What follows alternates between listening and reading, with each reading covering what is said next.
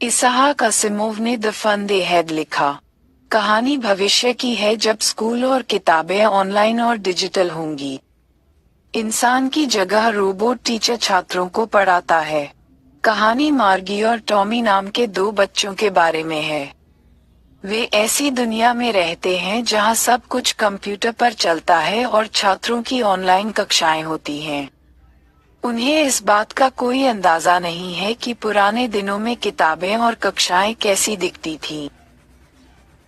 17 मई 2157 को मार्गी ने अपनी डायरी में लिखा कि टॉमी को एक असली किताब मिली। यह एक पुरानी किताब थी जिसके अंदर कहानियां थीं। मार्गी के दादाजी ने कहा कि उनके दादाजी ने उन्हें बताया था कि कहानियां बहुत समय पहले कागज पर छपती थीं। मार्गी और टॉमी ने किताब के पुराने और पीले पन्ने देखे और अतीत के बारे में सोचा। उन्हें लगा कि किताब पढ़ना अजीब है क्योंकि शब्द स्थिर रहे और कंप्यूटर स्क्रीन की तरह हिले डुले नहीं। वे केवल टेलीबुक्स पढ़ते हैं, कागजी किताबें नहीं।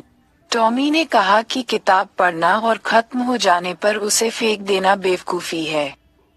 उन्होंने कहा कि उनकी टीवी स्क्रीन पर 10 लाख किताबें थीं और वे बिना कुछ भी बर्बाद किए इससे अधिक किताबें संग्रहित कर सकते थे।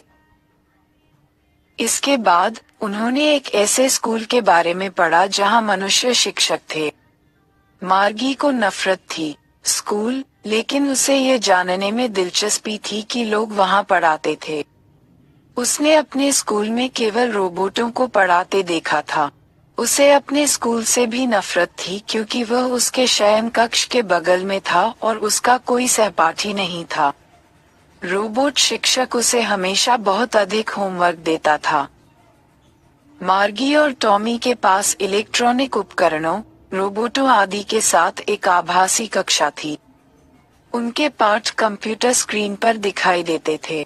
रोबोट शिक्षक ने उन्हें गणित, विज्ञान आदि जैसे विभिन्न विषय पढ़ाए। एक बार मार्गी की मां ने रोबोट शिक्षक को ठीक करने के लिए काउंटी इंस्पेक्टर को बुलाया क्योंकि यह ठीक से काम नहीं कर रहा था। उसने बड़ी काली स्क्रीन को तेजी से ठीक किया, लेकिन मार्गी नाखुश थी क्योंकि वह स्कूल से अधिक समय चाहती थी। उसे रोबोट शिक्षक को पंच कोड के साथ होमवर्क और टेस्ट पेपर देने से नफरत थी। बाद में जब वे किताब पढ़ते रहे तो मार्गी की मां ने उसे स्कूल जाने के लिए कहा। मार्गी